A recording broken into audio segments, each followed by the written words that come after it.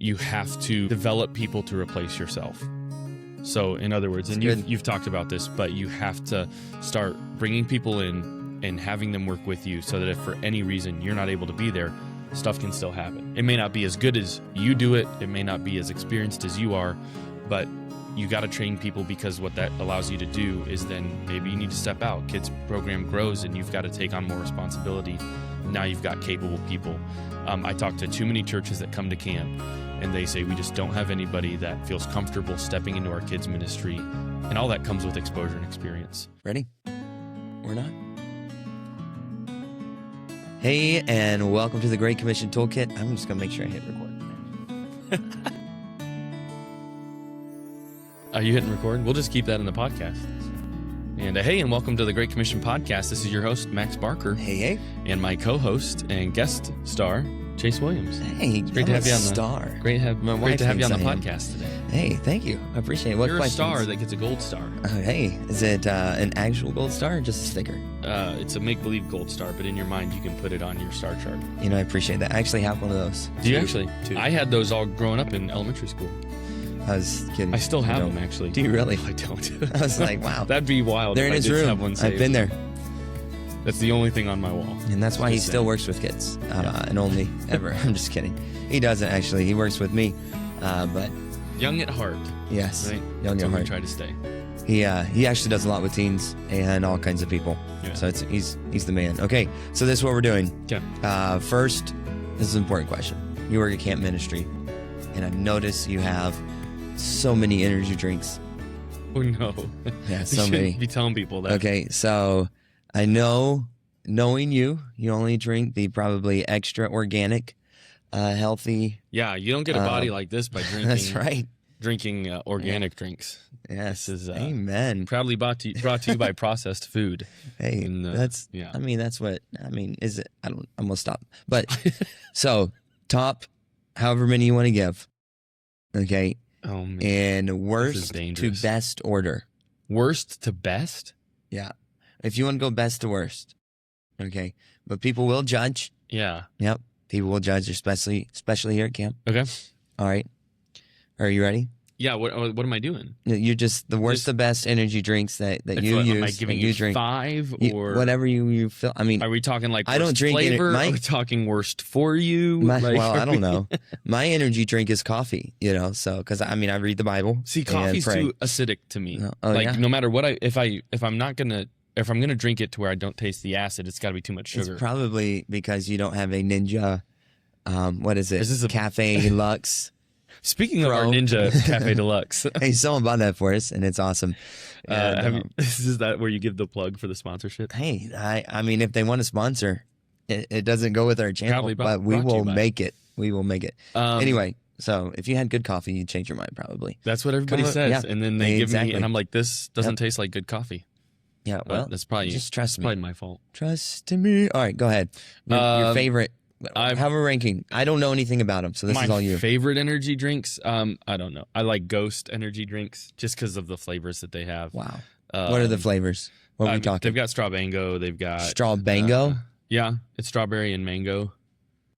They got Welch's grape juice flavored, so it's like you're drinking sparkling grape juice, but it's an energy drink. They got cran grape juice flavored. They've got Sour Patch stuff. They've got Warhead flavored stuff. They got all sorts of stuff.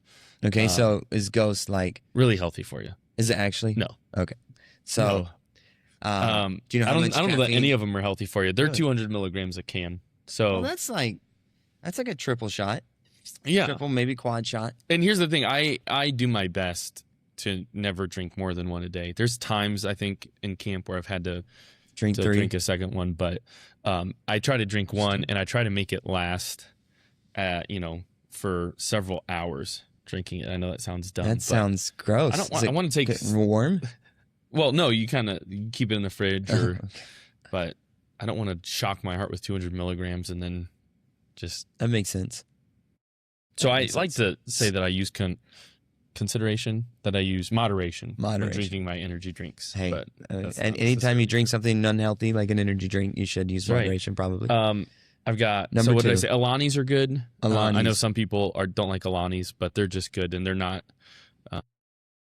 I thought you were talking about Aladdin. I know. I was very confused. And then Rise, RYSE. That's the one I'm drinking right now. So it's Kool-Aid flavored. Show it on the. It is Kool-Aid flavored. They're very good.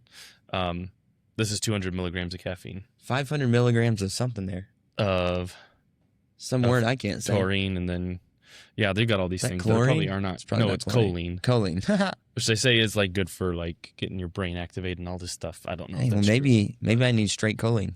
I doubt that you do. Okay. So the worst would probably be Celsius. Like I just don't drink Celsius. Celsius are nasty. I think that's the one I've had. You shouldn't. Really? Isn't it Celsius? I thought Celsius was healthy. They say that they are, but then like people have done studies and some of the stuff in that is like not good. I had it once, got a real bad headache. I said no more, and then I did it one more time, got a real bad headache, and so then I said no more, and I don't think I did it a third time. And I keep saying I'm gonna get off of energy drinks. Well, you keep, but I'm doing better. I used to do like I would one a day and it was my cup of coffee is what I would call it. Now I'm doing a lot better. Hey, are we sure we want to spend 5 minutes of the podcast talking about it's too late. Hey, really, it's a little bit more than 5 minutes. So what's so important in children's ministry is to have energy. To have energy, and our energy brought to you by Rise Energy Drinks. Yes, this is fantastic. But I will jokingly, all jokes aside, and energy is a big deal in. Amen. I'm trying to salvage this somehow. There's been mornings where I've tried to get up and do a junior service, like trying to wake the kids up, and I'm also trying to wake myself up because it's really tough. Struggle. The struggle is real sometimes. Okay, so we're going rapid fire. Yeah, so that was not rapid fire. He drank the energy drink so he could go rapid fire on this. Okay, so got a timer. Okay. People listening can't see it, but it's real. It's on his phone, and apparently no noise will go off, so that's depressing. But he's got 1 minute. Okay. Which you probably can do this first one very easily. So favorite game for junior camp or just juniors all time, go. So I'll start with, did you start it? Okay. I'll start with like a stage game. Stage game. Something to play easy that doesn't take any props. The dumbest game in the world is called the clapping game. Oh, clapping game. And you do you do this one? I've done it. But you stole it from you. Did you really? Okay. So there's a couple different ways to do it. Some people say every time I cross my arms, you have to clap. And every time I uncross them, you've got to clap. And that can be a little confusing. I think it's easier. Every time that I clap, you clap. When I don't clap, you don't clap. And it's really like that's all the rules that you say. But what makes it fun is you can then have fun with it. You start to clap and you stop right here and all the kids clap. And you say, obviously, you didn't hear the rules. And vice versa. But once you do a practice round, you get into it. If they mess up, they sit down, and eventually you're going to get to the point where kids have to come up on stage and do it in front of everybody. And the easy way to get out is if you have kids that are just really dialed in, you just lock eyes with them while you're clapping, and then eventually when you stop, they'll still clap. And then that's time. You ran out of time. You went a little long. It's okay. That's good. You know what I like doing in that game? I don't know your passcode. Do you want to pull that up? Oh, okay. I like saying, if you know how to play, clap once, and then everyone's out. Oh, I love it. I'm a mean guy. That's terrible. Okay. So here we go. Favorite camp memory or children's ministry memory. I know it's hard for you to remember things, but are you ready? I have like 16 years of this. Well, timer's favorite camp memory? Camp or just children's ministry memory? I think so. Probably my favorite camp ministry are the times where I worked with kids and they were kind of hard fought spiritual victories. So I had one young man that was unsure of his salvation, and we went through eternal security, assurance of salvation multiple times in that week of camp, and he just didn't get it. And I was asking him every day, do you know where you'd spend eternity? And just unsure. And the last day of camp, he came up to me. He said, "Hey, why don't you ask me where I'm going to spend eternity?" And I said, "Okay, where?" And he said, "Heaven." I said, "How do you know?" And he walked me through That's awesome. his eternal security. So that one, another young man, just a young man that did not behave, wouldn't obey, tried to counsel him through salvation a number of times, didn't understand it. And then the last night at camp, he had an issue. We were able to share the gospel with him. It's time. And he got saved. Hey, he got saved. Just some of those. That's great. Your thing went away. I'm pulling up the calculator. I don't know how to do this. I like that timer better. Oh, you like the calculator? Well, okay. I'll use my watch. Here we go. Favorite age group to work with. You could do that in 60 seconds. On your mark, get set, Go. All of them. I don't. That's a great answer. I like the. Do you like kids more than I do teens? like the kids. The teens are fun though because you're seeing people that are actually thinking spiritual thoughts, if that makes sense. Like kids do, but a lot of times teens, you're actually seeing them like they're deeper. Yeah, they're dealing with some real world questions sometimes, and so you're able to impart a little bit more of your heart in a way that is just understood a little bit more. Yeah, they do understand better. But I mean, I work with juniors, so I'm always going to be a kids guy probably to some degree. He's a good one. Okay, hey, you had 20 seconds to spare. I'm making Anything you want to add? No, that was okay. Perfect. All right, I don't know. That was carryover. Are these rollover seconds? No, sir. All right, here we go. Favorite Bible story to teach. On your mark, get set, go. I love the story of Jonah. Walk through the story of Jonah, and you hit a lot of, how do we behave as a Christian? What does it mean to be Spirit-filled? And how can God use you?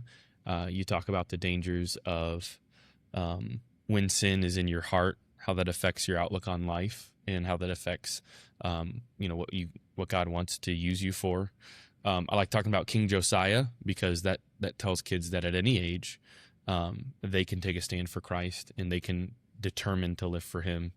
And then anything with Paul. Paul is, I love going through the epistles, prison epistles especially, on just living the Christian life. Paul he speaks to spiritual maturity, and that's at any age. You address spiritual maturity, and sin will take care of itself. All right, here we go. Yeah. Favorite children's ministry resource. You had 3 seconds left on that, so that was good. Favorite children's ministry resource. Ready? Go. Yeah. So a couple of them. There's Download Youth Ministry. Obviously, they have a lot of screen games. Download Youth Ministry. Download Youth Ministry. I think you have to pay for them now, but they've got a lot of screen games that we've used here at camp. Sometimes you just have to kind of check them to make sure they're what you want. Like minute to win it type games? Yeah, or screen games, or sometimes it's getting the kids up and moving them around the room. Sometimes it is having them stand up and answer a question. Sometimes it's you can bring kids up and they kind of face off against each other. Duel. There's that. There's Grow Curriculum, which I believe you also have to pay for some of the stuff through them, but they've got a lot of free resources. And there's actually an app that I have on my phone that's Grow Curriculum, and it's got all sorts of tools from a timer to a wheel that you can create a wheel with everybody's name or with tasks or with points or whatever. And it just allows you to do a lot of stuff kind of from a mobile standpoint. That's pretty sweet.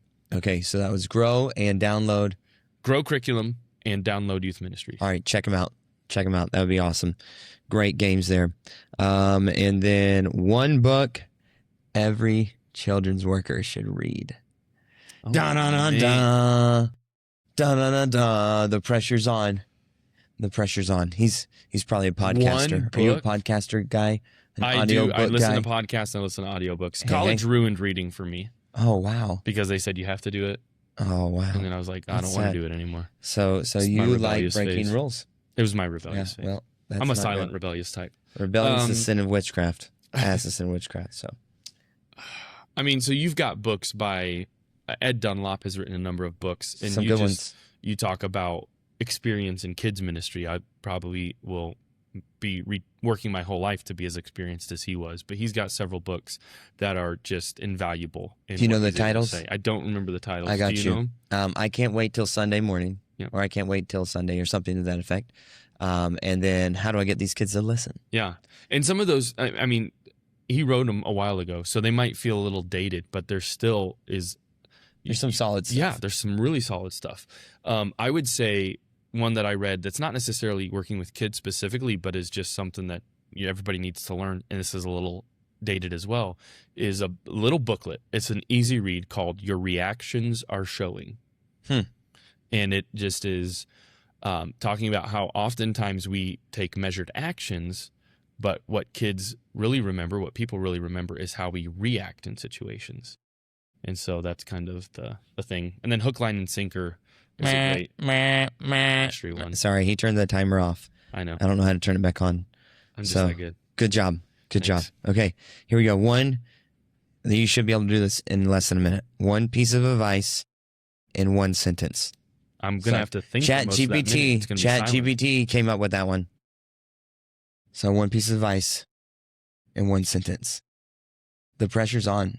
People are watching or listening and judging. One piece of advice in one sentence. Yeah, it can. I mean, as long as it's one sentence, bro. Mark, get set. Timer's going. Oh man. Oh, there's your sentence. No, that's a bummer. So I hope that helps you. I hope that changes your life. Oh man. Oh man.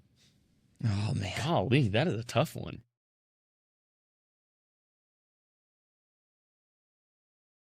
This isn't. It's an echo of what I've already talked about, but make your priority in kids ministry to produce godly kids, not good ones. That's really what's stuck out in my mind. That's good. Over the years. One piece of advice, one sentence, nailed it. Here we go. You even had 26 seconds to spare. Create godly kids. It's too late. Not good ones. You can't. You already said the sentence. Was there a semicolon? Is that what it was? Okay. Yeah. Or colon? I don't know. It was the summary sentence of the sentence. Oh, so it was two sentences. Listen, you didn't say that I couldn't say other sentences. That was the one piece of advice. I'm pretty sure I read this. It took me a minute to get there. You gave me a minute. Okay. It's okay. Okay. Everyone judged, both of us. And then why is it only one? Couldn't it be the top three? That's how my mind. Next question, rapid fire. We spent a minute on discussing. All right, here we go. One thing every church should start doing this year in children's ministry. I've never felt that pressure. They are listening. Hey, you do what God leads you to do, not what Ranger Max says here. Okay, but here we go. This is such a contextual question. You're right. And there's a lot of contexts. Is that how you say it? Different contexts. Yeah. In America. So here we go. Your church. What's one thing that would help your church or a church similar to your church this year in children's ministry? Timer has started. I'm going to give you two things, and I know it says one thing, but I'm going to break the rules, and I'm going to give you two. Mm-hmm. And I'm going to say that this is probably universal for churches across anywhere. You have to develop people to replace yourself. So, in other words, and you've talked about this, but you have to start bringing people in and having them work with you so that if for any reason you're not able to be there, stuff can still happen. It may not be as good as you do it. It may not be as experienced as you are, but you got to train people because what that allows you to do is then maybe you need to step out. Kids program grows and you've got to take on more responsibility. Now you've got capable people. I talk to too many churches that come to camp and they say, we just don't have anybody that feels comfortable stepping into our kids ministry. And all that comes with exposure and experience. So that's one thing. The other thing is you've got to figure out ways to protect your kids in kids ministry. That's just the world we live in, and too many churches are a little late to the ballgame, I think. Yeah, I agree. Protect your kids and your workers. Yes, yeah. Oh, absolutely. Yeah. For sure. And man, that's some solid advice. Solid advice. Replacing yourself. Yeah. My dad says, work yourself out of a job. It's good. And if you do that, then you'll just keep growing and growing and growing and growing and growing. But what happens is people don't think about it. So good thoughts there. Okay. Any final encouragement for pastors, children's workers, or volunteers? I would just say if you have a desire, my final encouragement would be if you have a desire to work with kids, you can do it. Almost, it's easy to look at people that are gifted in those areas and think, man, I could never do what they do. The guy that's working with me this summer, Caleb, is a ventriloquist. He's a juggler. I mean, he does all of these amazing things, and it's easy to look at that and say, I could never do that. But then you talk to him, and you realize that at some point he just started practicing it and learned how to do it. It's true. And so whether it's juggling, ventriloquism, whether it's yo-yo tricks, whether it is playing the guitar in silly songs, all of that, magic tricks, at some point it just takes practice. It just takes somebody doing it. And so you sit down, use the brain God gave you, you learn something, and then you just start doing it. Kids are pretty easy. They just want to know that they are listened to, want to know that they are loved, and they want to have somebody that sees them. And so be the person that sees them. You don't have to. You don't have to be any special, talented individual. Yep. And if I can add to that, is that okay if I add to that? No. Okay.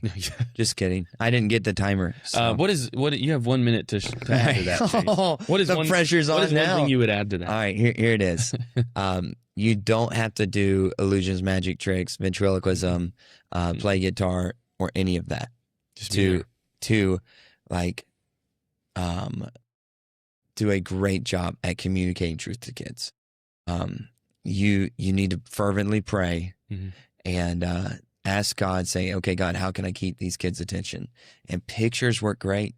I mean, I know some people who, I'm not trying to be mean, but they're not like over the top crazy speakers, but they use a lot of pictures, and it is hard to get distracted. And you can find, there are gazillions of resources, especially with Bible stories that are free, resources for pictures, object lessons. There's books on object lessons. It's hard. Like, you don't have to practice pouring bleach in, well, you might want to practice pouring bleach. Don't spill it. That'd be bad. But pouring a little bit of bleach and iodine, and you can get those things at Walmart to do different object lessons. You can just hold a tennis ball in your hand, and it helps kids listen. It is strange. All right. So you don't have to like formulate this talent. Like, you can just do a little extra prep, and it makes a huge difference. Huge, enormous. I don't know if this is helpful or not, but one of the most significant children's workers in my mind was Mr. Rogers. And, he did puppets and all this stuff on TV, but some of the times I felt like he connected with people the most was when he walked in and sat down and just talked to the camera. Like, he was talking to you and just had a conversation. And so a lot of kids anymore can feel like an afterthought, especially in a busy world. So you really, you connect with them by being there and hearing them, showing them that you care about them. That's a huge part of it. And if you engage with them, they'll engage with you. And then, pictures are always good. Yeah. Flannel graph.